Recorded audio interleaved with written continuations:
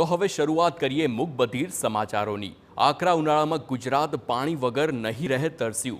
સરદાર સરોવર ડેમમાં હજુ પણ 64% પાણીનો જથ્થો છે। હાલ પણ નર્મદા ડેમની સપાટી 129.85 મીટર પર છે।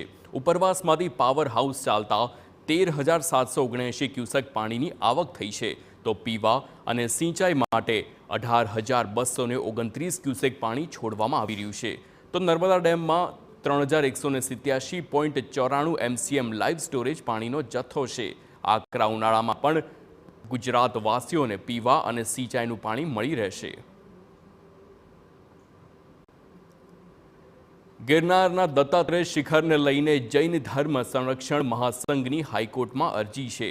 અરજીમાં દત્તાત્રેય પર્વતના 5મા શિખર પર પૂજાની મંજૂરીની માંગ કરવામાં આવી છે। દત્તાત્રેય શિખર 22મા તીર્થંકરની તપોભૂમિ અને મોક્ષભૂમિ હોવાનો અરજીમાં ઉલ્લેખ કરવામાં આવ્યો છે। તો દત્તાત્રેય શિખરની આસપાસ ઊભા થયેલા દબાણોને પણ દૂર કરવામાં આવે તેવી અરજદારે અરજી કરી છે। તો એએસઆઈ અને ગુજરાત યાત્રાધામ વિકાસ બોર્ડ જૂનાગઢ કલેક્ટરને પક્ષકાર બનાવવામાં આવ્યા છે। હાઈકોર્ટે અરજદારની અરજીના આધારે તમામ પક્ષકારોને નોટિસ પાઠવી છે।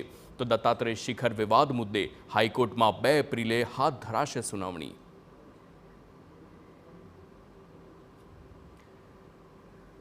તો ડુંગળી પકવતા ખેડૂતો માટે સૌથી મોટા અને રાહતના સમાચાર છે। ડુંગળીની નિકાસ માટે કેન્દ્ર સરકારે લીલી ઝંડી આપી છે। ગૃહપ્રધાન અમિત શાહની અધ્યક્ષતામાં બેઠક મળી અને તેમાં નિર્ણય લેવામાં આવ્યો। 3 લાખ મેટ્રિક ટન ડુંગળીની કેન્દ્ર સરકારે મંજૂરી આપી છે।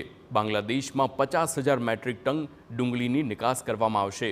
તો ડુંગળીના ભાવને નિયંત્રણમાં રાખવા નિકાસ પર પ્રતિબંધ મૂકવામાં આવ્યો હતો। પ્રતિબંધને પગલે ડુંગળી પકાવતા ખેડૂતો મુશ્કેલીમાં મુકાયા હતા।